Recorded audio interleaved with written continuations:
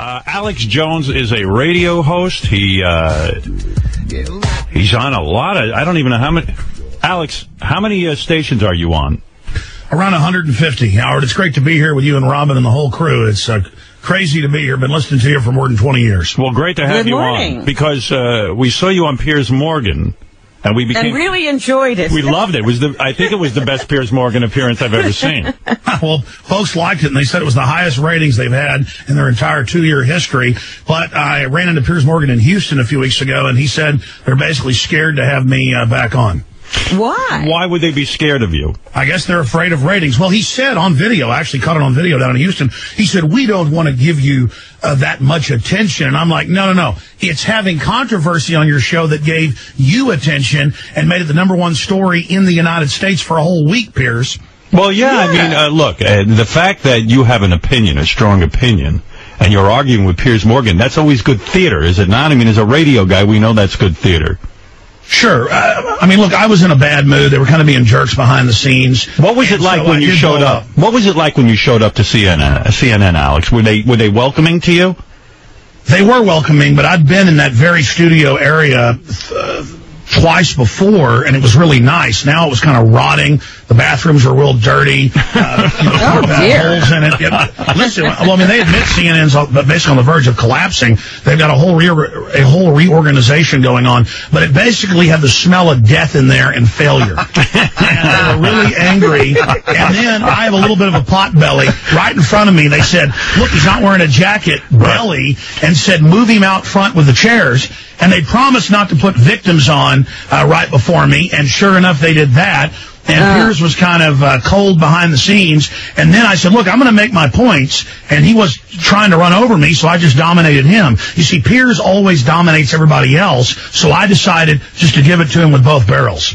When you go on these shows, because you're a confrontational radio host, do you get nervous at all? Do you sit there and go, oh, God, here's another day at the office. I got to go fight with this guy. I mean, isn't it a lot more comfortable just to do your own show and do your own thing? Yes, in fact, they begged me to go to New York, so I did it. And I'll be honest, I've gotten more and more reclusive just in my own office, my own crew. I just want to go home, or I just want to, go hang out with friends. It is not fun to go battle these people, and I think that's part of the irritation is just that once I got there, he was a empty suit. I mean, I'm excited to get up at 5 a.m. and come on your show because I feel like I know you from listening to you so much. But somebody like Piers Morgan, and I'm not saying he might not be a nice person himself, but as a media person, he is a pure hatchet man with an agenda, and so I just called him on it. Yeah, I mean, you have said that you were scared even to go to New York because you do have conspiracy theories, and you were afraid they were plotting to kill you in New York, right? Oh, no. Well, I mean, just to be honest, I've snuck into Bohemian Grove, I've covered Skull and Bones, I've covered military operations, I've been arrested in New York for demonstrating, things like that. It was after, well, first, they wanted to drive me the 5 or 6 blocks and pick us up, but I said, you know what, I want to walk down to the CNN building. And so they had cops in plain clothes that kept popping out. I even caught some of them on video going, hey, Alex, where you going? You planning something? And then when I left, they were following us, and it looked like cops from the movie Goodfellas or something. And then at our hotel, they were waiting for us. And I said, you know what? I think I'm going to get in a cab. We're already flying out of New Jersey. I said, let's just drive out, stay in New Jersey, and fly out the next morning. So, yes, my spidey sense, which I rarely get up and leave someplace. I had a bad feeling with a bunch of New York detectives following me around. I got out of the city. Yeah, that's it. And you live in Texas, and that's your thing. And what, you married guy? Yes, I am. Yeah, and you got kids? 3 of them. And so that's your life now. And when did you start in radio? I don't know your whole history, Alex. I started in radio 17 years ago. Right. And I started out on KJFK, an affiliate that carried your show, that was #1 in the city at that time. And then I was on the weekends at first, and then it got high ratings, so they moved me to weeknights. And about 2 years after I was on local radio, I got syndicated And basically where I dominate is on the internet with Infowars.com and my other news site, PrisonPlanet.com. Were you ever a music guy? Did you ever, like, play records? Yeah, what'd you do before? Yeah, I mean, No. I mean, I'm only 39, so I was basically in college, and they were telling me America was bad, the Second Amendment was bad, the Founding Fathers were bad, and I'd already read a lot of history, and I thought, man, this is authoritarianism. What college were you going to? I was going to local community college here in Austin, Texas. Right, and so you started to develop your theories, and then you got right on the radio. Who put you on the radio first? The local station, because I started out on Access Television, and the general manager said, we're flipping from hard rock to talk, and we're going to have Howard Stern on in the morning, G. Gordon Liddy in the afternoons, a bunch of other shows, and so that's how I got my start pretty much right away. Your family must have been shocked. You weren't a guy who fantasized about being on the radio, were they? I mean, you were just, what were you planning on being? Well, we've got a ranch. I was looking at ranch management. I was also looking at maybe working for the Forest Service or something, because I'm a big outdoorsman. I never wanted to even be in politics. I was going to community college while I worked another job, and I was about to go to the University of Texas. And every class was a bunch of socialist brainwashing. And so I thought, you know what? I was already kind of a history buff, and I'd read a lot of history books, and I thought, I've seen this before. This is authoritarianism. And I thought, I'm going to go down and do an Access TV show, because I started listening to talk radio, and I started calling in to the shows, and I wanted to be able to talk for more than just a minute. And so basically, I wanted to defend the Second Amendment. I wanted to defend property rights. I wanted to defend America instead of hearing it being run down every day. And I wanted to defend the real America, not the big corporate imperial America that we were already becoming, as more of a libertarian kind of paleo conservative, not a mainline conservative, kind of a Ron Paul type conservative. And so I just had a hunger to fight for liberty, and just day one had success, but it grew slowly. Also, you know what, though? I'm surprised you hate Glenn Beck so much. I mean, it seems like you guys are on the same page with a lot of the stuff politically. No. Yeah, though. I mean, Beck's into, like, stockpiling food and everything, getting ready for the apocalypse, and he's warning people about it. I mean, Do you do that? Well, the only reason I've said get ready is because the government's buying 2 billion bullets now. It was 1.6 billion a month ago. The government's buying armored vehicles. The government's stockpiling food. The government's acting like things are going to collapse because of the derivatives and all the financial. What are you afraid of? Seriously, what do you think's going to be happening? That's what I wanted to know. I wanted to know who was after him in New York and what's going on. Yeah, what is going on? What is? I mean, it's kind of hard to sum up your whole philosophy, but what do you think is going on? What I think is going on is that the United States, and this is all on record. In fact, I actually just posted up at Infowars.com, wake yourself and others up with these free Alex Jones films, information for listeners of the Howard Stern show, so that people can go see the Army manual that I have in front of me, Internment and Resettlement Operations, FM 3-39.40. And it's not that I'm trying to scare people. If we don't realize that we have tyranny growing in this country, bipartisan, because special interests can just buy off the government and then control the whole economy instead of competing, if we don't admit that we have these dangers, we'll get another Stalin or Hitler or Mao. That's just the way these cycles work. And the United States is not immune from this tyranny. It can and has happened here. We are now in the first stages of what will become a very deep tyranny. I mean, look at this AP headline. Feds buy 2 billion rounds of ammunition. Just 6 months ago, the media said I was making that up when it was only 1.2 billion rounds. DHS contractor apologizes for selling shooting targets of children, women, old ladies, old men. Homeland Security demanded they make $2 million worth of paper targets of children for them to shoot. This is beyond Orwellian. Robert Gibbs, the former spokesman, just came out on MSNBC yesterday. The video's up on the site if you want to go find it, maybe even play it. It's like 20 seconds long. And he says, listen, as soon as I became White House press secretary, they said, look, this drone program that's illegal, killing people without warrants, without any proof, all over the world, you're to say it doesn't exist. And Gibbs says, but it's on record it exists. And they said, look, just do it. And he said, this is like the Wizard of Oz and the man behind the curtain saying it doesn't exist. So even Gibbs is coming out saying it's a total fraud. So what I'm worried about is that our basic Bill of Rights and Constitution is being eroded. And when there's no checks and balances, automatically the worst tyrants in government, in corporations and the culture will automatically rise to the top. So a lot of dudes like you really do believe in, and I mean, listen, that's what the whole second. I don't disbelieve what he said. Right, I'm saying the whole Second Amendment was about, hey, if things get out of control, the people will have arms, and then they can go and fight the government that becomes corrupt, right? I mean, that's why you're for the Second Amendment and for no gun limits whatsoever, right? Sure. I mean, look, it's not like in a perfect world if angels were running things that gun restrictions wouldn't actually save lives. Here's the problem. Some gun restrictions. I mean, obviously, you can't give guns to 5-year-olds and let them walk down the street. But the issue is, all over the world, global corporate interest, you name it, governments throughout modern history have taken the firearms to oppress.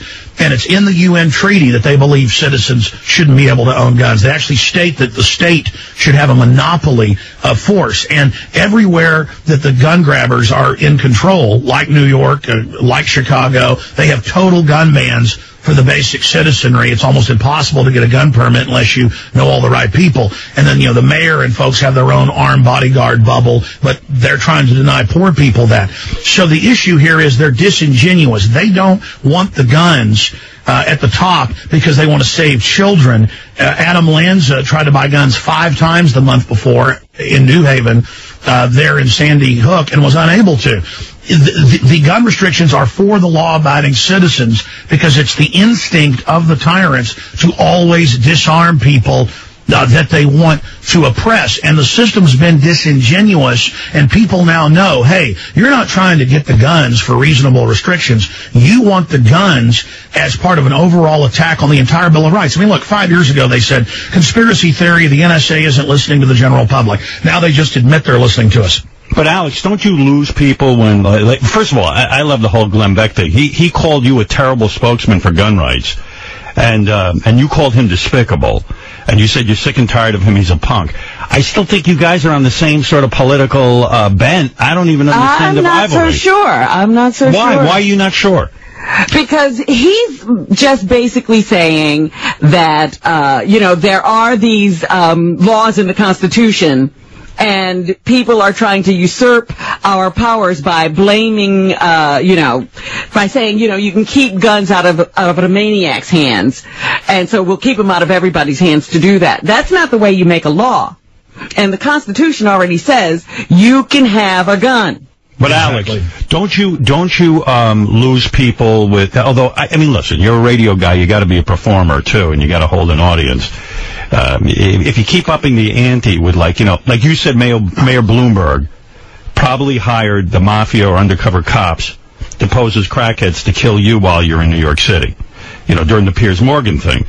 That's where you start to lose people because you're like, you know what I mean? You're gonna, sure, like you could probably run for office or something if you didn't go after the really far out there conspiracy theory. Listen, Howard, I totally agree with you that sounds crazy. Right. Okay? Right. Here's the deal. It happened, so I talked about it. I've never put out something saying they're coming after us, look out, this is going on. I was sick when I went to New York, had the flu, was throwing up in the CNN bathroom. That's why I describe how dirty it was. It was really disgusting to be bending over a toilet with crap sprayed all over the wall. I mean, literally, not from me, other people. I'm in this filthy bathroom throwing up. I got to go out there, I'm sweating. I'm up there with Piers Morgan. Actually, I wasn't putting on, quote, an act. I was pissed off. I did blow up.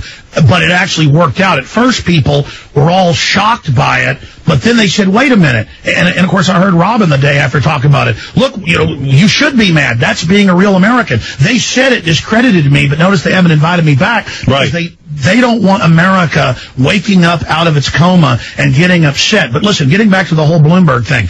That night, before we left the hotel, it might have been a little panicked. I might have even, in my own mind, exaggerated things. Maybe not. All I know is I caught some of this on tape. Rob Dew, my news director, went with me.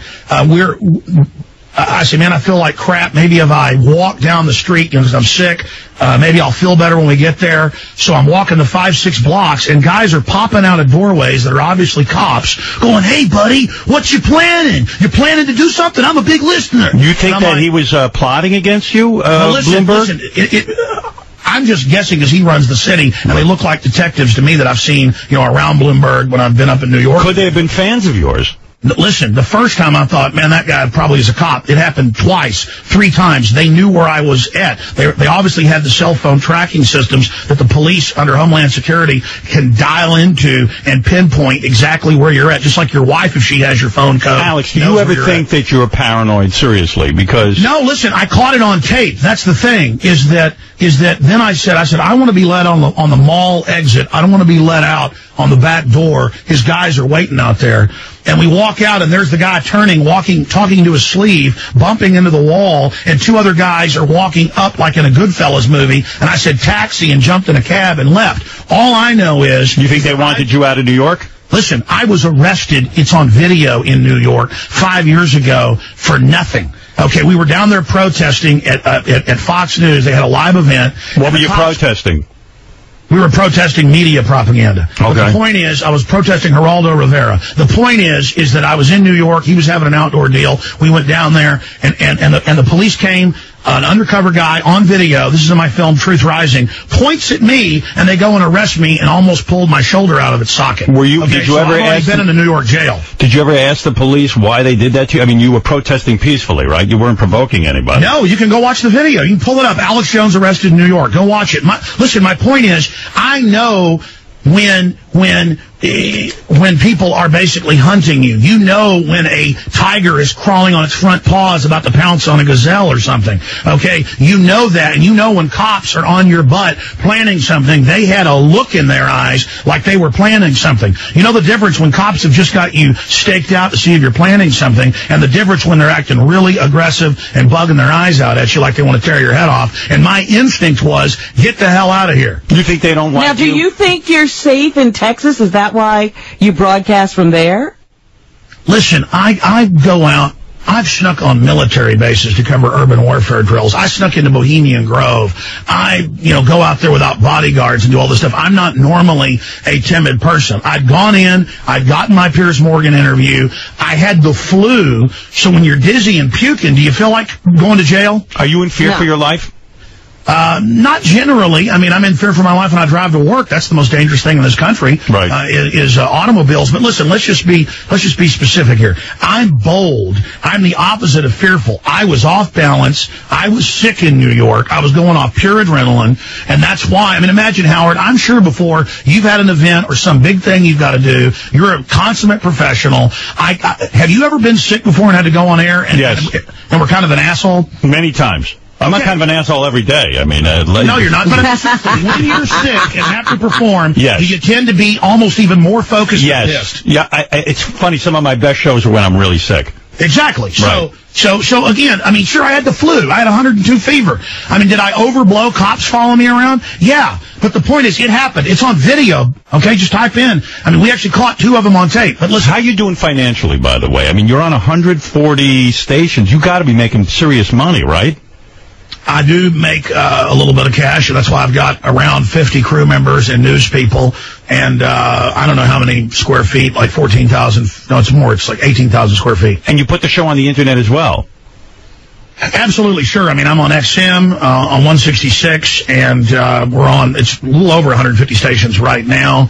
And then we're also on Infowars.com with the audio streams, and the podcast is about 600,000 people. And Alex, what happened to you if there was a time that you got fired by a ton of radio stations because you said 9/11 was an inside job by President Bush? That put you on the map, right, as sort of the leading conspiracy guy. Well, actually, I had gotten up to about 100 stations in 2000, 2001 because I was bashing Clinton for his agenda. And then all I said was, not that Bush had a plunger and was, there like Wile E. Coyote detonating the towers. That's kind of how the media has spun it. It was in Newsweek that hijackers were trained at U.S. military bases. And as a news hound, I was reading this in Newsweek as just a footnote. I was reading about Bush Sr. in the London Guardian and AP with the Carlyle Group and the bin Laden family at his table in D.C. that morning. I was reading about when all air traffic was grounded for 2 days, 16 flights of the bin Ladens out of the country with the FBI helping load them on planes to fly them out, including his, sisters and brothers and people. I remember reading about Colonel Stephen Butler in the San Jose Mercury News wrote a letter And I called the guy at home, and he said, I can't talk to you. I'm getting threats. They started court-martialing him over it. Look this up, Howard. This is just some of the data points. He said, look, I don't know what happened, but Muhammad Atta was in my class. He was a spy. He was a U.S. agent. Then I interviewed Springman, the head of the visa section of the U.S. Embassy in Jeddah, Saudi Arabia, and he said that they were ordered. And this came out in the Toronto, news, New York news. It was just back of the paper that they were ordered to let 15 of the 19 hijackers in from Saudi Arabia the year before 9/11. And it was flagged as Al-Qaeda, and they were told by the CIA. So what you're saying is you believe that somehow the government used these guys, let them do their thing, and therefore it would disrupt the world and would get us enable us to go into Iraq and to go into possibly Iran. In other words, this was all staged. Well, no, listen, it doesn't mean the whole government or the whole military. It doesn't mean there's not Muslim extremists and Al-Qaeda. Of course there is. Look, here's an example, Howard. You can look up L.A. Times, New York Times, you name it. They now have to admit it. Our government, the Peace Prize winning president, put over 60,000 Al-Qaeda in Benghazi to then take over Libya and kick Gaddafi out, who was actually working with the West. And now Al-Qaeda's taken the country over in Sharia law and the abuse of the women. Now our government is attacking Assad, who's not a good guy, but compared to Al-Qaeda, he's an angel. Our government and NATO is backing Al-Qaeda in Syria in a 22-month takeover. But then when I want to go fly, I've got to have TSA look for bin Laden underneath my balls. So it's a bunch of crap. They're using it to take my liberty. I'll face whatever so-called danger there is, real or manufactured. Stop using Al-Qaeda to take my liberties. And now look at Homeland Security, Howard. You saw it in the news a few years ago. They said the number one terror threat is returning veterans, gun owners, conservatives, libertarians. They're now flipping the script to say it isn't Al-Qaeda, forget them. No, it's libertarians. They're the new terrorists. And that's my problem, just briefly, with Glenn Beck. Look, I got offers 10, 12 years ago. Hey, stop covering this New World Order. The big syndicators, we'll put you on 500 stations, Alex. And I wouldn't shut up, and so I lost about 70 of my stations. I didn't care. I've built it back up to about 150 now because I'm not going to compromise. It isn't just about success. It's about Alex, a free country. Explain to me this whole theory you have about putting chemicals in juice boxes to turn children gay. You believe that there's now, why would you want to do that? Why do we want to turn everyone gay? Number one. I mean, who's behind that movement? And what chemical is there that can turn you gay? All right. Now, specifically, I did an hour-long show 4 years ago that got picked up, a hour-long TV special that I did that got picked up by the Huffington Post about 4 or 5 years ago. So it's become this meme where they took out of context where I was showing literally more than 100 articles, and I actually printed some of those off. I'm going to source for you right now. So I was reading about bisphenol A and about hydrofluorosilicic acid and several other chemicals that are in the water, but also in the particular plastics that line the juice box I was showing on air.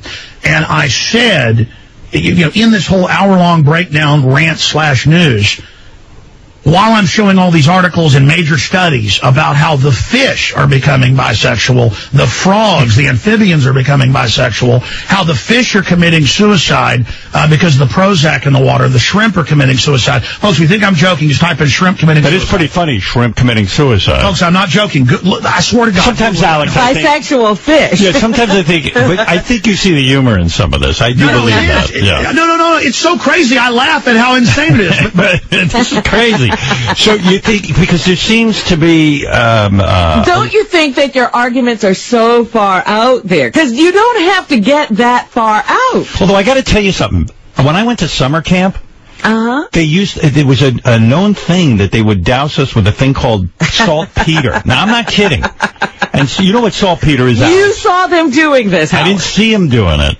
But we were told it was to reduce our sex drive, and they put it in the food. And how horny were you? It didn't slow me down. I'm so fucking crazy when it comes to sex that it just made me normal. You know what I'm talking about? So maybe, but who the hell is putting? No, so you see, my theory. Wait a minute, Alex, because I know, I can buy some of your argument, but you don't have to go that far out to make the case that the government is not protecting but maybe he does, or else then he doesn't have a radio show. No. Well, that's true. Robin, my problem is truth is so extreme and crazy that it's worse than I'm saying. Listen, here's Alex, explain, too, how does a shrimp commit suicide? I mean, I'm just curious. Yeah. When are they jumping off? Yeah, like, what do they do to commit suicide? All right. The serotonin reuptake inhibitors, one of hundreds of chemicals in the runoff, the serotonin reuptake inhibitors of the Prozac family, Luvox, all that stuff, it kills inhibition. So when you're having a nice day, everything's fine. But that's why the insert says can make you commit suicide or go on a killing spree, because when you have a bad trip, it's in the psychotropic hallucinogen class, then you don't have the compulsion control anymore. And so it's the same thing with shrimp. Crazy. Yeah, but what are they doing? Well, yeah, like how do you they kill swim yourself? right up. Normally shrimp hide down in the undergrowth in the seagrass. Shrimp become aggressive and go feed right at the surface and don't care about being eaten. Just type in, please, fish committing suicide because of chemicals in the water. And you say there are more bisexual fish. Listen. How do you know? About, in some cases, he seems to know. Half the fish. Listen, exactly. You've now been at the store, I'm sure, and seen it says, hey, our plasticware is bisphenol A, BPA free. Right.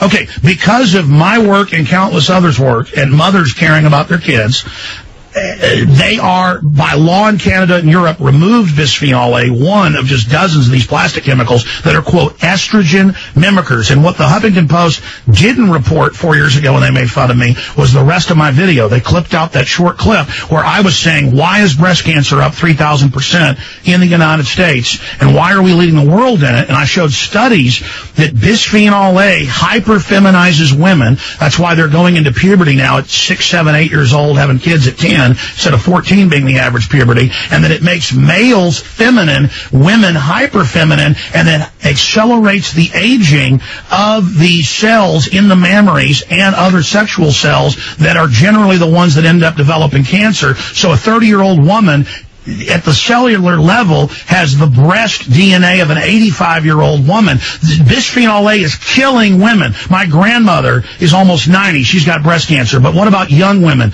What about my wife? What about my daughters? What about my wife's mother who had a mastectomy? This is a serious issue. And I said, we can make jokes about juice boxes making little boys gay, but this is giving women breast cancer. And they cut it out and said, oh, look at the right winger, saying they want to make kids gay. That isn't what it was even about. It's a byproduct. Are you how do you stand on gay marriage? Where are you on gay marriage?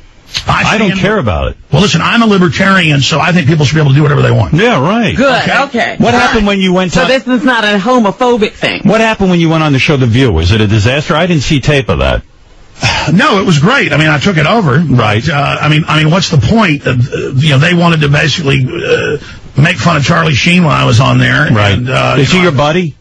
I've known Charlie for about 8 years. I probably stayed at his house 15 times. He's a really, really interesting fellow. And that I would say, yes. And what happened? Reality is beyond even what people hear. He's a really, really smart guy. So, like, when you go over Charlie's house because you become friendly, he's a fan of yours, right? He buys into a lot of your theories. Sure, but I shouldn't have let the meltdown happen a year and a half ago on my show, because it was first Martin Sheen and Emilio Estevez that were listeners. It was Emilio that turned him onto the show in my films, and then Charlie invited me out there, called me back in like 2005. And then, was it culture shock for you when you went over his house? No, well, back then he was all clean and just incredibly smart and incredible energy. The guy would sit there, up till 2 a.m. just talking about quantum mechanics and stuff. Does he know what he's talking about? Oh, he does. But see, the issue is, and he explained. Well, how would you know? Do you know quantum mechanics? I do. I'm into stuff like that. Sure, I mean, that's what I'm into. That's your thing. Charlie described it this way. He said, I go through phases. He goes through phases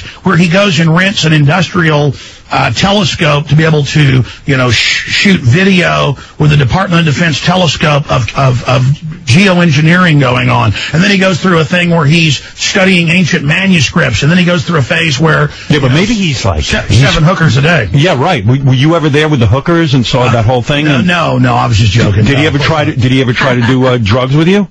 No, listen, I've never seen him do drugs. All I've seen him is smoke Marlboro Reds and drink tons of coffee. Were you ever into drugs? You know, I mean, I've been honest about it. Growing up in Dallas, Texas, I experimented with this and that, but every time sure. Pot? Yes. Ludes? You know, I never really liked, I mean, I tried hard drugs once or twice. LSD? I'm not going to discuss that. The point. What do you mean you're not going to discuss? What do you mean? What do you mean? Alex, Alex, did you do LSD? I'm not going to. No, I didn't. I didn't have sex with that woman, Monica Lewinsky. No. Why don't you talk about drug use? Seriously. I smoked pot, but I didn't inhale. Did you? How come you don't? Do you want to run for office or something? Listen here, I got to tell you something, Howard. I've not had sex with that woman. I've never done LSD. Alex, why don't you talk about that? You seem pretty honest. Why don't you talk about stuff like that? Because it's a distraction and overall diversion, and I might have a glass of wine now. Right. And I don't even smoke cigars anymore. So, I mean, that's basically it. I mean, I'm a clean guy. So if you admit that you did acid, it would hurt who? Undermine your argument? Well, yeah, then Howard would say, well, that's why he's so paranoid. No, I wouldn't say that. No, I did acid. I mean, it was the biggest mistake of my life. I'm high on reality. LSD was the biggest mistake of my life. It really was. It was a huge mistake. I tried it in college. I took 4 hits one night, and it really screwed me bad. I mean, I'm glad. That's why you way overdid it. I did. I took 4 hits of window Alex apparently knows. And I'm very anti-drug as a result. I've never You know a little too much about it, honestly. Alex's show is at Infowars.com. You don't miss Alex's nightly news I've got to check this out because I want to know what's going on. At prisonplanet.tv. When you You know what I want to know? How does he? Back if I could. Sorry, go ahead. Yeah, go ahead. Wait a minute, but how does he? Do you let your children go to a regular school or do you homeschool? What do you do? Homeschool. You got to be. Sure. I want to say this. Hillary says kids that are homeschooled are shut-ins. It's the opposite. Quite frankly, it's almost an elitist thing nowadays, and I feel bad for folks that don't have the money to have somebody stay at home and take care of the kids. But I mean, it is doctors, lawyers, scientists, artists. I mean, my children are homeschooled. Who teaches you? Your wife? And 5. Yes, my wife. But really, there's all these homeschooling events. Something like 9% of Austin, where I live, is now homeschooled. And it's just constant events and sporting events and spelling bees. But I would think it's exhausting to homeschool kids. It actually is exhausting. In fact, I'll be honest. I mean, it's good when they're really little so that they can stay innocent because then they can actually develop their creativity. But do you have any fun, Alex? I mean, did you watch the Academy Awards? Or would you do something frivolous like that? Or are you constantly involved with political stuff? Listen, here's why I can't watch the Academy Awards. I know Zero Dark 30 is a bunch of torture porn fiction. You don't think that happened? Having Michelle Obama shoved down my throat. I mean, for me, seeing the propaganda, Howard, is torture. No, it's not real. It's all fake. Well, let me understand something. Do you think Osama bin Laden was killed during the when we found out? When do you think he got? Well, do you think he's alive? Well, I mean, here's the issue. See, let me just go back for a moment. You really don't believe they killed him? Let me just break this down. Go ahead. Okay, I said day one with Dr. Steve Pachinik, who was the former head of the State Department and CIA psychological operations. He's the guy that got the Anwar Sadat deal at Camp David. He's the guy that, I mean, he's super famous. He's the guy that co-wrote Tom Clancy's books, okay? I can probably get him on for you if he wants. He's pretty reclusive. I just want to go on record as saying, I think Osama right now is being eaten by gay fish and suicidal shrimp. I think he's in that water right now. He's eating the bisexual shrimp? Or I believe they're sucking his dick right now. But go ahead, Alex. Hey, did you guys search engine the suicidal shrimp to find out I'm not lying? No, I haven't done it yet. But not yet. We're going to go home and do homework. Shrimp on treadmills. Shrimp on treadmills. Benji, what's it say about suicidal shrimp? Yeah, no, I looked it up. It's he talked about now their intention might not be suicide, but like he said, they swim. They go out of their minds when they swim to where they're not protected. Right. There you go. Did you look up suicidal fish? Hey, what do you think? What do you think of the this thing we did? We saw it in the news. These cheeseburgers at McDonald's. Do you know how they keep them out for a year and nothing changes in the meat or the cheese? What do you think's going on there? Well, of course, Super Size Me showed that years ago. That's right. Well, here's the deal. The truth is, this is what we're talking about. I mean, here's the Huffington Post headline. Harvard study confirms fluoride reduces IQ in children. Fluoride. Absolutely, massively increases bone cancer. But I mean, just getting back to the... See, I want to answer that, but should I answer the bin Laden first? I don't know. We're all over the place. We're all... there are too many questions on the table. Go to bin Laden. Is he being eaten by gay shrimp or not? Listen, here's the deal. Dr. Steve Pachinik said on 2002 on my show, and he's a doctor, a medical doctor, not just psychiatrist. He said that bin Laden died of kidney failure and where he died. And even CBS News reported he was at the American Hospital in Dubai dying in 2002. This is what's insane. But that he would be rolled out later by Bush. But see, Walter Cronkite came out before he died. And then Madeleine Albright came out in 2004 during the election, Bush's re-election. And so did Kerry's wife, Hines, Kerry. They all came out. Look this up, folks, and said... I can't believe this. Wait a minute. Let him finish. Yeah. And listen, I swear to God, you'll have a major video. Wrap it up. Wrap it up. I got to hear what you're going to say. Go ahead. Well, I'm just giving you sources, so your listeners know this isn't crap. Okay. They all came out and said, Dr. Pachinik's right. Bin Laden has been frozen. He's at the Dover Air Force Base, and they're going to roll out. I'm serious. I'm not laughing because I just felt they're going to roll out his. I don't blame you for this. Robin's right in there with you. Don't worry. They're going to roll out. No, I just don't believe his death now meant anything. But listen, here's what I'm saying. Because Walter Cronkite and the former Secretary of State, Madeleine Albright, came out and said, Bush, don't bring out his body to get reelected. They couldn't do it, so they kept him frozen. And then they had the Navy SEALs go to a house to get the thawed-out dead body. And then they blew up the Navy SEALs when they got on the helicopter so that it wouldn't actually get out. And then 2 weeks later, I talked to one of the Navy SEAls whose buddy died in SEAL Team 6 here in Austin. I talked to him. Remember, 23 of them blew up on the helicopter in Afghanistan. They then blew up the guys so they couldn't tell the truth. And now it turns out no one saw the body thrown off the aircraft carrier. But who's going to all this trouble? They and fired everybody on the aircraft carrier. And how are they? And what about this guy who's in the military who just said he's the guy who put the bullet in bin Laden's head, and he's saying that he can't even get any kind of help in terms of assistance or money from the government. He can't find a job. I mean, he seems pretty legitimate. He put a bullet. It's all part of the psyop, so it's believable, so you feel sorry for him. Listen, it's all complete, absolute. Who's behind all of this, Alex? Who is it? What is this Carlyle group? You mentioned them. Saudi Arabian major group that is one of the major controllers of that, right along with the Queen of England. The Saxe-Coburg-Gothas, the Rockefellers are a huge, huge part of it. It is the old mega money that makes their money out of government contracts and monopolies. I like Michelle Obama on the Oscars, Alex. I thought that I think she's terrific, an excellent representative. She handles herself well. Her and Bloomberg can now tell us what to eat. What? Her and Bloomberg can now tell us what to eat. But wait a minute, Alex. She's more on your side than you know, because she just wants people to be able to eat real food. I know, but she's only worried about, she says it's calories, and yeah, she talks organic. That's good. Okay, so I'm not saying that that's not a good thing. You're actually right. But listen, I'm not even saying Obama himself is a demon incarnate. He's reading off a teleprompter. Not saying he's not a smart guy, but those guys are so busy. It's a schedule. They're being handled. Listen, Alex, on your show, do you ever handle anything frivolous? Like, do you like Michelle Obama's bangs, or would you just not even get distracted? Or do you go to the top 5 or anything? Right, yeah. I mean, seriously, do you comment on Scary Spice? You do. Yes. You feel she was a good choice for America's Got Talent? Well, I think black women like that are really sexy. So. Yes. Have you ever slept with a black woman? Well, I'm not going to talk about it. Why not? Everyone wants that to know, LSD, he won't. Alex, what happened to you? Dallas, Texas. What happened to you? I did grow up in a chocolate city. No, listen. Yeah, it sounds like a lot of acid and black women in your past. Do me a favor, before I run out of time, Alex. And by the way, Alex is promoting his, of course, Infowars.com and his nightly news program at prisonplanet.tv. Would you take a few phone calls from some of our... Sure, okay. I will be here as long as you want, but can I answer the hamburger thing? Yes, go ahead. Yes, hamburger. Okay.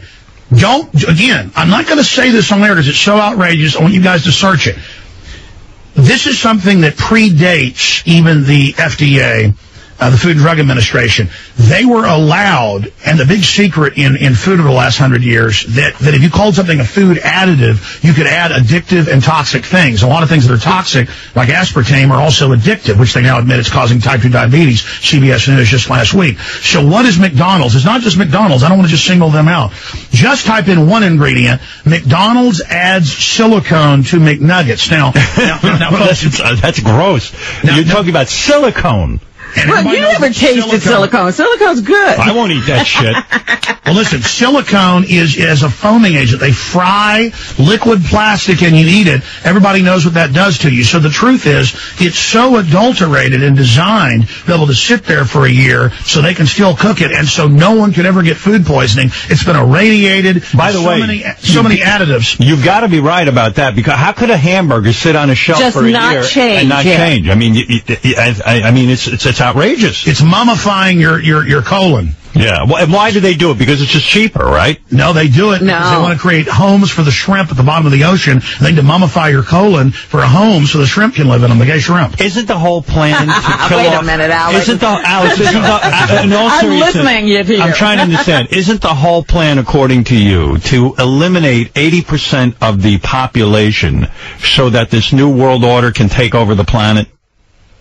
Absolutely. You know, you mentioned who's doing it. I have over there on the shelf Ecoscience, published 1974, the year I was born, by the current White House science czar, John P. Holdren. Now, it's scanned online for free. Type in Ecoscience, John P. Holdren, and he's the current science czar, and he did this for the Rockefeller Foundation, and he says in 74, we need a global government to carry out an orderly population reduction, and he says we need to add chemicals to the food and water to reduce fertility. Now you can argue there's too many people. The point is, folks, yuppies there are too many people. But yeah, the yuppies say, okay, get rid of people. Okay, well, who are we going to get rid of? Who are we going to kill? The point is, they're hitting us all. Are you for abortion? I'm for it. I mean, there's so many unwanted children in the way. I know you were crying the other night about children, and you what was that? Yeah, what was that, by the way? But what happened to those children? But seriously, Alex, what are we talking about? Who was crying for children? You. In 2011.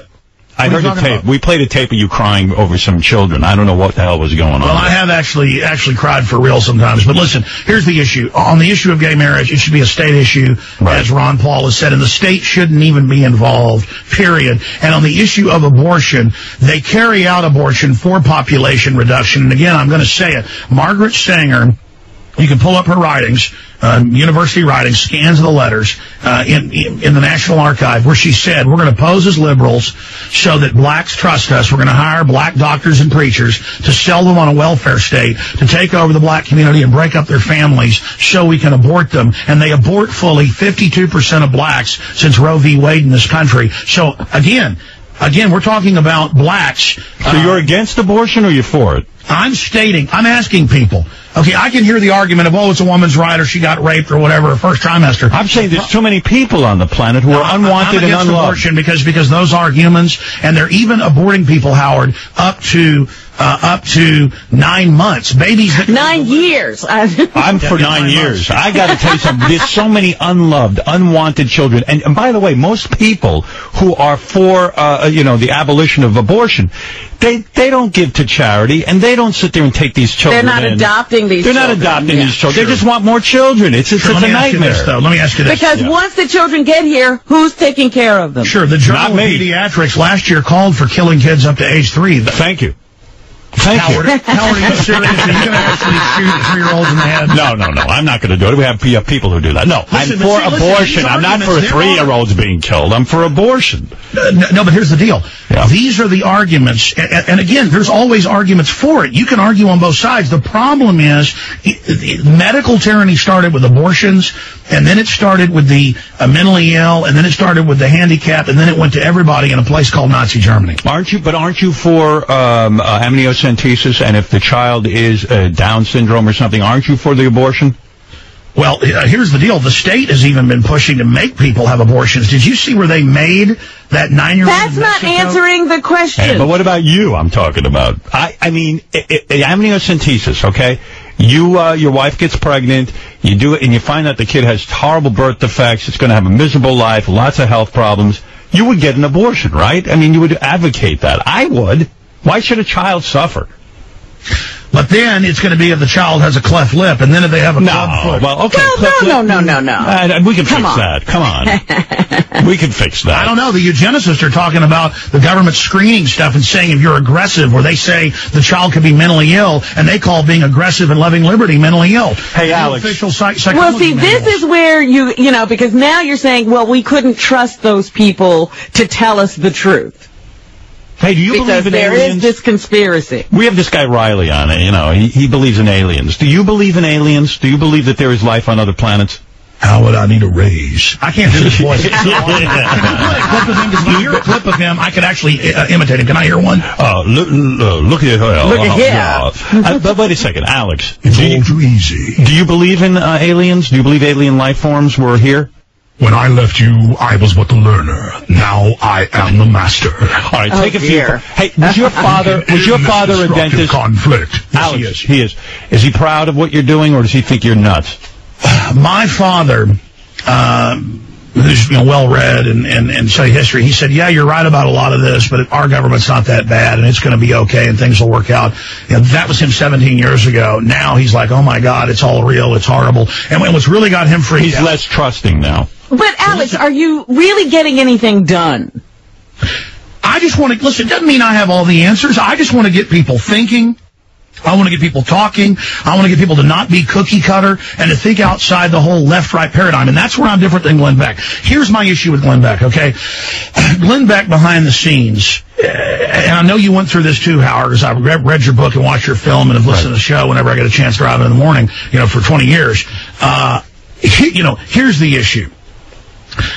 Going back, we all had, for whatever reason, local radio hosts that wanted to defeat us, or even people at the stations we worked that had a hard-on for us, and I didn't understand it 17 years ago. It was because they realized I had more talent than them. Right. And listen, I got Michael Savage coming on my show today. He's probably the second biggest, the terrestrial host out there, not the king of all media. I mean, I, behind the scenes, know a lot of other big national hosts. The point is that, I'm a big supporter of what Matt Drudge does, DrudgeReport.com. Right. I'm not here try to tear down other people. I'm not competitive because I know it's all wide open. I'm just into info. That's what I like. Glenn Beck has behind the scenes for at least 6 years tried to damage me, tried to take me down. He's lied to his audience. Here's an example. I'm in New York 2 years ago to go on The View, on ABC, and on CNN, and on NBC. But I was going on Fox News, and it's lunch, and I'm eating a steak right next door at that restaurant, right next door to Fox Center.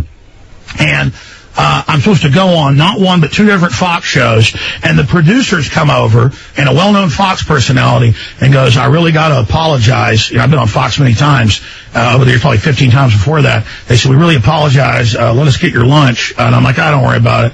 And I'm sitting there, and I'm eating my steak, great New York steak. That's why I wish I lived in New York sometimes, and even better in Texas. And I'm sitting there, and they tell me, Glenn Beck is crawling the walls over there, saying, people are going to pay for it, and he's going to hurt careers of underlings if we let you on these other shows. And by the way, he's done it over and over and over again. So in other words, he will actively go out and try to undermine your career and stop you from working. And whatever we cover 3 days later is on his show. I see. I mean, here's an example, Howard. There was a story about 3-4 months ago going around where he's putting out fake TV commercials of a UN Agenda 21 takeover, and I'd seen them, and I could tell they were fake, and that it was a hoax. And I said, no, Glenn Beck's not for the UN on his Dish Network show. This is a hoax. And I instructed my 10-plus writers and webmasters, I said, don't post that crap. We didn't tell one weekend person.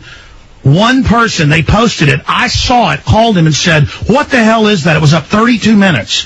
And with web caching, it had been up actually about 5 minutes. Glenn Beck's people had already screenshotted it. He went on air and said I was defaming him, lying about him. I mean, that's a setup, folks. He's watching me 24/7, and it's creepy.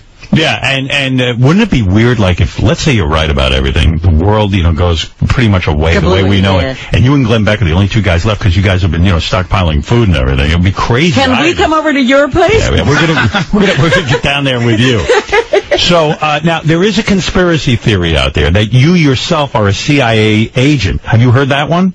Absolutely. There's conspiracy look up this one, that I'm a blood-drinking reptoid lizard from Planet Pop-Tart, and then I'm CIA. Listen, here's what I want, Howard. If we cover the evil that's happening, it won't happen because we say no to it. But if we deny tyranny's growing, it will take over.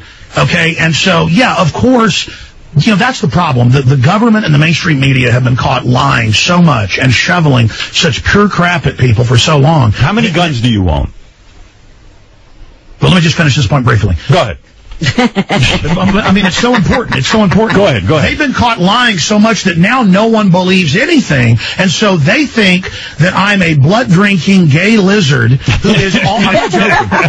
Type in Alex Jones as a homosexual lizard. Have you ever had gay sex? Gay space alien lizard who's a KGB agent, and so what's happened is the general public doesn't know what to believe anymore, and so you were asking, what was the last question? Have you ever had gay sex? Have you ever had gay sex, you said? No. How long have you been married? 12 years. What was the other question? Any cheating on the wife? No. We're never going to see scandal with you? No, I'm a pretty hard-working guy. Hey, listen. Where do you stand on anal sex? Honestly. Come on. Is that more important? I did? Oh, okay. I know what it was. What was it? I forget. I want to hear anal sex answer. Alex. He gets stuck. By the way, you were married to a Jewish woman. Well, yes, on my wife's mother's side. Yes.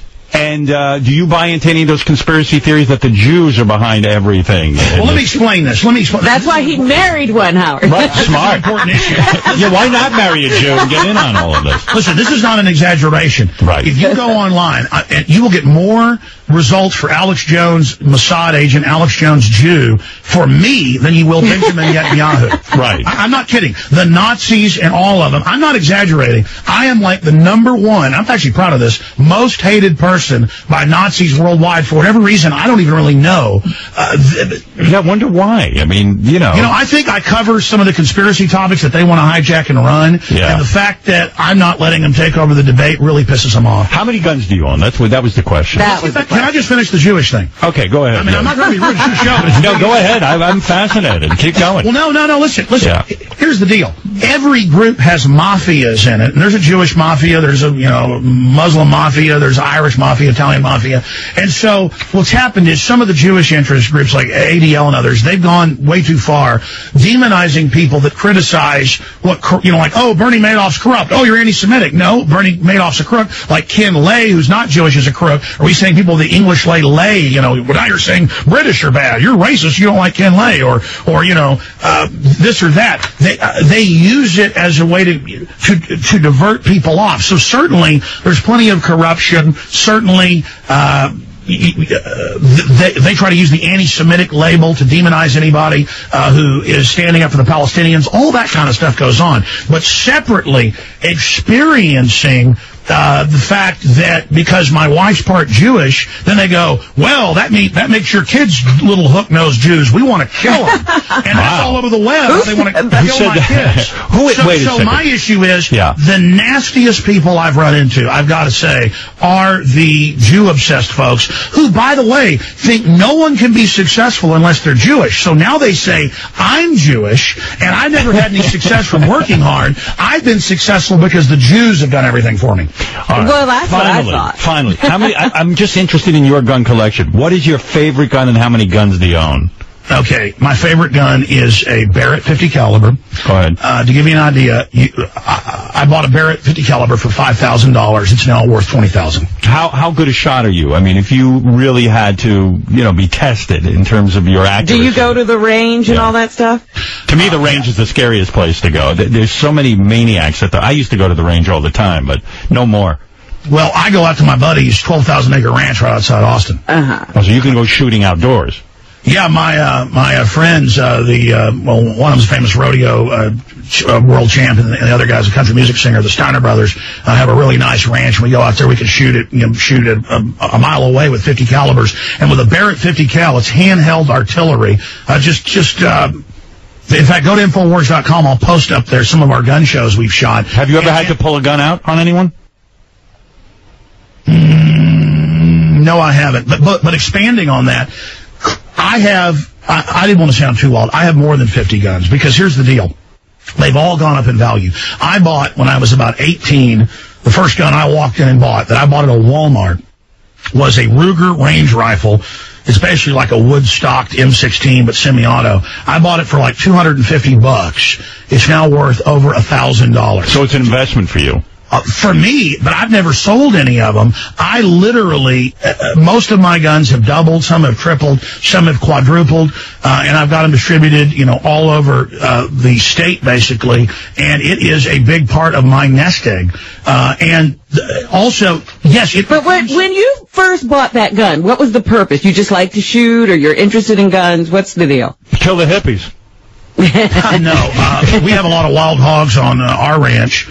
And they eat the baby deer, and they're a big problem, a feral hog infestation.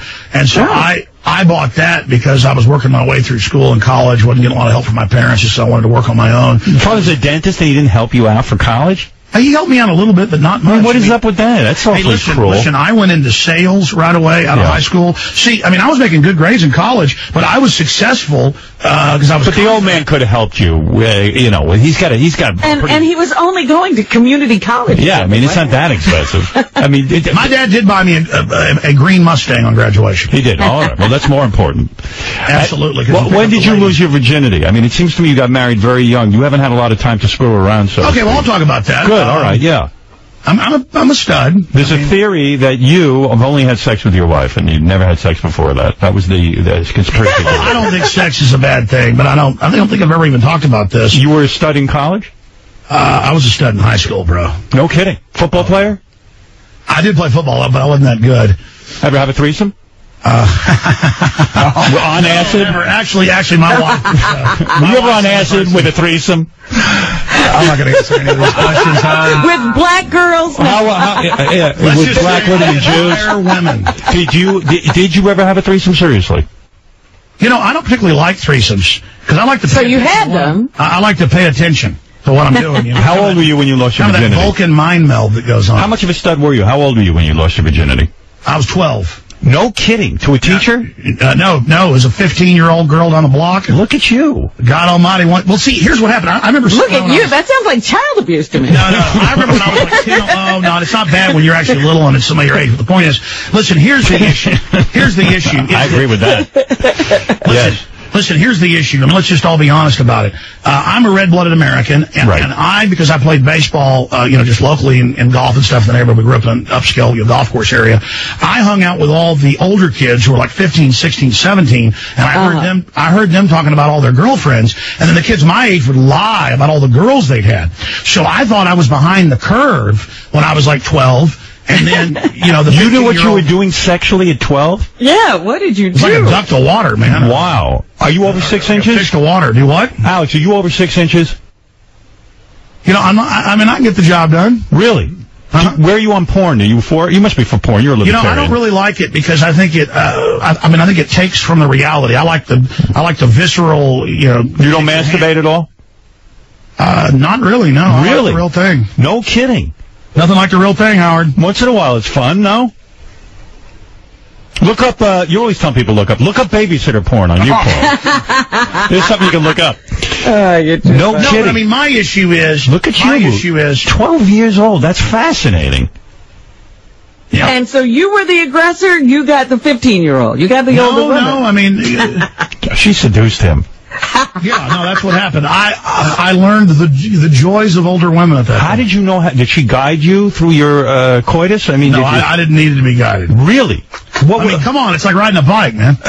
Yeah, but if you've never ridden I don't know. It looked like I knew how to ride that There's bike. A theory out there, and I'm just going to put it out there, that this girl you had sex with was an Israeli agent for the Mossad.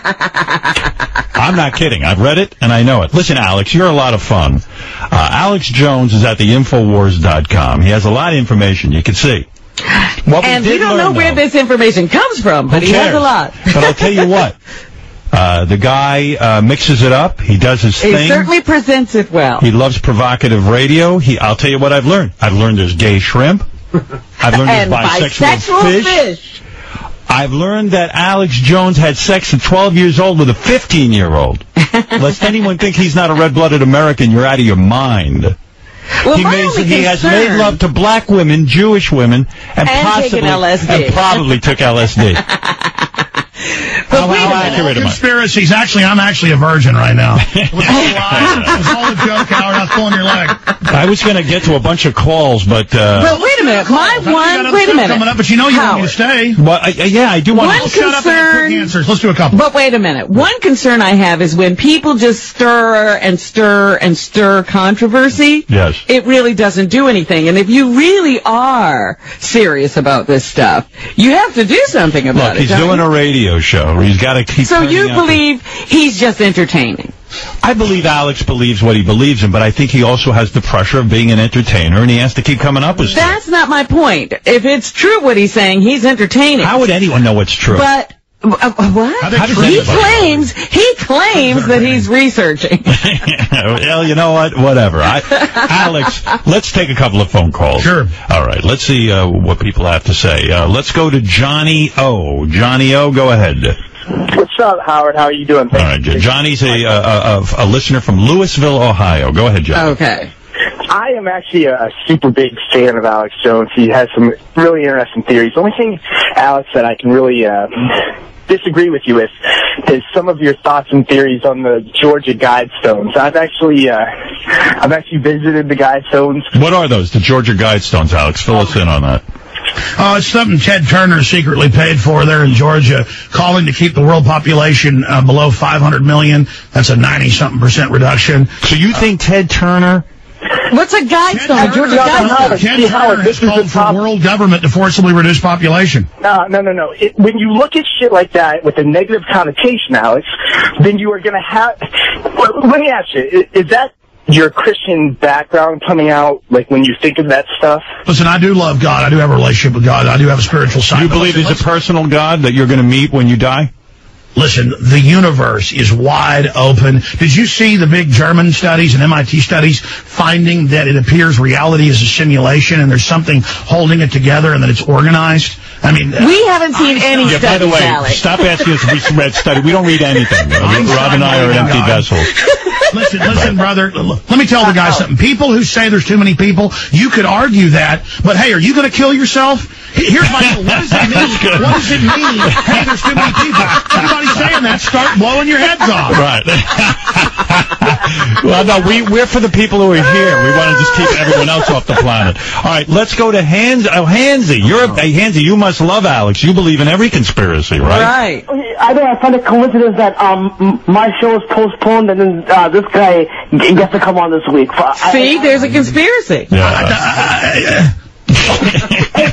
Fuck you, Alex. Oh, you sound tough, man. Don't hurt me. By the way, Hansy's a big conspiracy guy. He believes in the Illuminati. Where are you on that, Alex? The Illuminati is on record. They got the documents in the 1780s there in Germany. Hansy claims I'm in the Illuminati. It became the Jacobins in the French Revolution. And there are National Archive letters of George Washington who battled the Illuminati here in America. Okay, but Alex, see, this is what I don't get. See, you give out information, and I'm not even denying that. Like, I learn a lot from you. But the part is that how do you get away with this stuff? How do you sneak into Bohemian Grove and nobody in the FBI, CIA touches you? See, that's why I think you... Because the force is with me, buddy. Hey, and by the way, he uncovered gay shrimp. Let's see you do that, Hansy, when we give you your show. No, suicidal shrimp. Suicidal gay shrimp. Hey, Alex, what if Hansy's show is such a success and you turn into Glenn Beck and you try to undermine his show? Listen, I wish him success, but you know who needs more time? It is the guy that thinks he communicates with aliens. He's got the best voice in the world. Riley. Yes. Captain Jenks, you're on the air. Listen, if you play a clip of him, I can actually copy him, but I have to hear it first. Go ahead, Jenks. Yeah, Alex, I was just curious how you could allow yourself to cry like such a pussy little bitch girl on TV. I am. You cried on TV? You know what? Because real men break down and cry sometimes. I have real emotions. Alex, why do men in this country... Alex, why do men in this country think that if you cry, you're some sort of pussy? Doesn't it take a real man to show emotion? Listen, I don't usually cry. Back when I got in a lot of fights, it wasn't just women. I was like at street fights. I used to walk, 4 miles when I was like 15 years old, and somebody challenged me to a fight on the railroad tracks. And let me tell you, you better watch out. If I start crying, I can stomp your ass in the ground.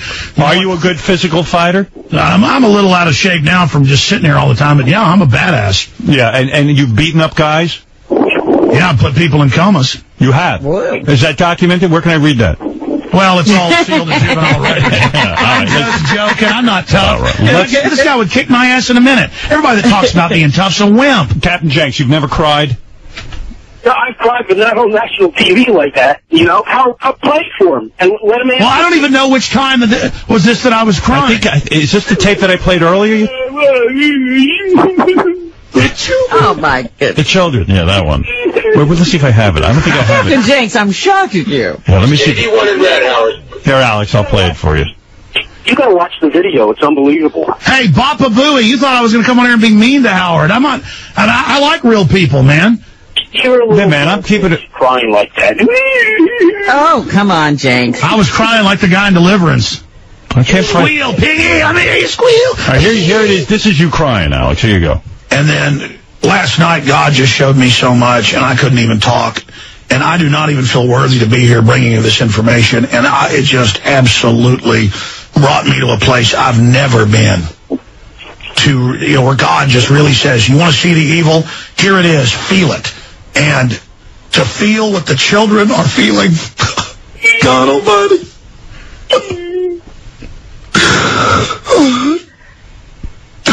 Alex, performance or real crime? No, totally real. Totally real? I have. Listen. You know that Fleetwood Mac song? Yes. Yeah, here comes the crystal visions. I keep my visions to myself. Yes. Yeah, I mean, Howard, you ever had a vision? Yes. Yeah, I have visions all the time. It involved a threesome.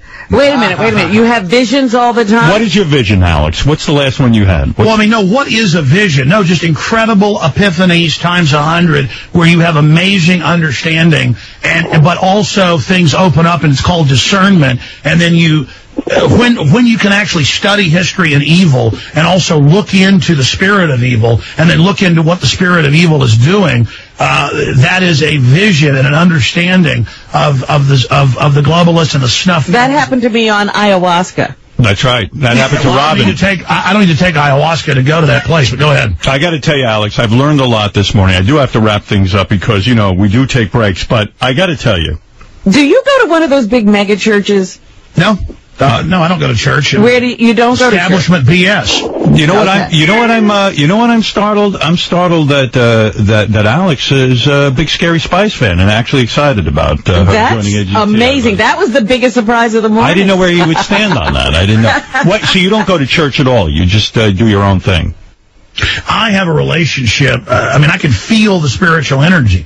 And I have goodwill. I want everybody to go into the future, all humanity to survive, not merge with the machines. They're planning to get rid of the whole military, have it all drone, all robot. It's a technocracy. And read Why the Future Doesn't Need Us by Bill Joy, where he goes to a big technology elite meeting with 200+ billionaires, people that own these major systems. This is in Wired magazine in April of How many books are you reading a week? And he said the elite plan on basically killing everybody. The elite don't want people anymore. They have robots. And so we need to have... Well, who are the elite going to be with? Hey, how many books are you reading a day? I mean, you got some amount of reading you're doing. I have read probably 400 books on history. I've probably read 200+ books written by globalists. And how many a week? No, I don't really have time to read a lot of books anymore. I kind of read through bibliographies, and I see where things have been sourced, and I order the book or look it up online. What is the most trusted news source to you? I always thought the New York Times. You don't believe that. The most trusted news source is having a long-term memory and an understanding of history and human behavior and the globalist agenda. But what do you read? What do you read that you trust that you think is on target? I read everything. Publication, none of it. What publication do you like? It's not so much a publication. There are real reporters pretty much everywhere. Who do you like? Who's your number one guy? I know it's not Piers. He said Drudge before. Drudge? I don't know if he's like... Is Drudge... DrudgeReport.com is the one place where you can really, you're the king of all media. Matt Drudge is the king of punching something out there and being able to make something the news of the day. That is unbelievably rare and unique. Because it's all the big radio hosts, the national news. I've been in national newsrooms. They all have it on Drudge. And so Drudge is a place I check all the time. Have you ever interviewed Jesse Ventura? Yeah, I'm good friends with Jesse. I would think so. You guys have a lot of the same things. Have you been down to Mexico with him? Did you go down to Mexico? No, I haven't had time to go down there. But his son helped wake him up. Jesse already knew about the Kennedy assassination, and his co-author helped wake him up to a certain degree. But Jesse Jesse's, you know what? I don't agree with Jesse on a couple issues. It doesn't matter. The guy's real. All I want is reality. All I want is real damn people, not fakes. All right, fair enough. Well, you know, he does, Howard. Yes? Howard, he does have a point, because even on 60 Minutes a few weeks ago, they did this segment on robotics. Right. And they said robots are going to take over the work of the world. And then the reporter from CBS said, well, what are regular people going to do? And the guy did not answer. He was like, these people are going to take over the work. There's going to be no work for people. We have to fix the robots. Let me leave you with one That'll be point. very few people, Howard. Let me just take one chilling point as we leave here. In literally hundreds of white papers by MIT and others, if you want this, I'll send it to you. I'm not kidding. What they say they're going to do is they're going to, in vaccines, inject us with what they call an anti-stress or anti-drug use vaccine, but they're not even going to tell you. And if you look this up, they go, a new vaccine, this is 3 years ago, is going to cure, and this is where it's all going, is going to cure stress. But they're not really vaccines. They're genetically engineered nanotech viruses that go in and eat selective ganglia and neuron clusters in the cerebral cortex and other areas, which are a selective lobotomy where you will be a biological android. And we have evidence they're already testing this on the military and others. So soon, if we don't turn this around, the plan, you're hearing the ultimate secret here, is to add to flu vaccines and other things. Did you take the flu vaccine? Absolutely not. You would never take it? No. Do you get your kids vaccinated? No, never had any. No vaccines whatsoever. And that's what's spreading the flu. It actually doubles your chances of getting the flu to get the flu vaccine. You didn't give your kids the polio vaccine? None of it. But isn't that a disservice to everyone else? I mean, you know there was wait a minute. If you've had the vaccine, you're covered. That's right. So why wouldn't you do that? So how's it a disservice? Because everyone has to take it in order to keep polio off this planet, which was a major scourge. Look this up. Dr. Salk, the original polio vaccine had SB40 and killed conservatively more than 100 million Americans that have gotten cancer since the 50s. It killed them with that weaponized monkey virus, the SB40. Look it up. And the original stocks they're still using is what's causing this. And look up last year. But you don't think polio being off the planet is a major innovation in this country? Okay, look this up. Right. Look up German government takes clean vaccine, or Chinese government has secret organic gardens. Vaccine technology is real. The problem is they're adding stuff to it. Listen to this. This is key. Look up 46,000 children paralyzed last year. 46,000 children paralyzed in India from flu vaccine. And it's back of the paper. They're spreading the polio with the vaccine itself. But Alex, aren't you in danger of scaring people so much that things like polio... Well, this is what I'm saying. You're constantly stirring and stirring. Right. You're not really getting anything done. I'm warning people. Listen. I'm afraid to take vaccines. You should be wanting to take over the government and fix things. This is the way it's going. My mother doesn't take flu vaccines. Just about 15 years ago, she was running triathlons. She's still a master swimmer, and she wins silver medals in major competitions. She must have a great body. But the point is... Why are you asking him about his mother's body? Yeah, I'm just curious. If she's doing that much athletics, she must be pretty hot. My mother did look like a supermodel when she was younger. But the point is, getting back to all this... My mother's a D cup. What do you think of that? My mother... And I've seen them. There you go. Right. Listen. What did your mother do, Alex? You're getting all befuddled. Yeah. They told her on the team, they said, everybody go get a flu shot, and almost killed her. She doesn't take it anymore. Did you see the news the other day? I'm worried that everyone is afraid of these vaccines. Polio vaccine is a great thing. Wait a minute. And Howard, did you see, here we were carrying on. Wait a minute. We can't trust anybody. Listen to me, because I'm telling you, he's on to more than you expect. The other day, yes, wait a minute. I thought he was locked up somewhere. All right, go ahead. The other day here, 2-3 weeks ago, we were debating flu shot, no flu shot. Right. Everybody's taking the flu shot. Everybody's being told about this great flu epidemic. Yesterday, the news was that the flu shot that you took was only 9% effective. Oh, please. Alex, aspirin good or bad? It's good unless you're under 3 years of age. It's a miracle drug. All right, listen, I got to wrap this up, so I'm going to ask you one final question. Yes, sir. You said you like truthful people, you don't like phonies. Give me your list of the 5 biggest phonies on this planet. Oh, my God. Come on. Give me 5 names. We won't even know them. No. Elizabeth Saxe-Coburg Gotha. Notice we never know their names. How many people? That's what I'm saying. There you go. Elizabeth Saxe-Coburg Gerber? No. Elizabeth Saxe-Coburg Gotha. You're saying that's the Queen Mother? No. That's the Queen. Queen Elizabeth II. Oh. And I do mean the second. Yeah. Her real name, notice it's House of Windsor. That's a brand name. They're actually a German family that's not even German. Did you know they're Transylvanian and that their lineage is actually to Dracul and the Dracula Castle? Wow. And that they She is a vampire. A vampire. No, come on, Alex, give me 5 modern-day people who... Well, Queen Elizabeth is here. Right. Who is the worst person on the planet right now who's a big fake phony? Well, I mean, look at how the Pope's having to resign, all these other cardinals, over transvestite parties. Right. So you're saying the Pope transvestite parties. That's right. No. Have you yourself ever been to a transvestite party? Are you worth $5 million? Did you sneak into the transvestite party? Alex, are you worth $5 million? You know, I see those. Is that site that tells you worth? Yes. Does it accurately guess yours? No. Yeah, it doesn't accurately guess mine. Are you worth more than $5 million? You know, I'm not like Glenn Beck that goes, I just signed an $80 million contract. Right. So where are you at financially? Are you a multimillionaire? I'm not going to talk about money, man. It isn't cool. So money, acid, and black chicks, you're off the record.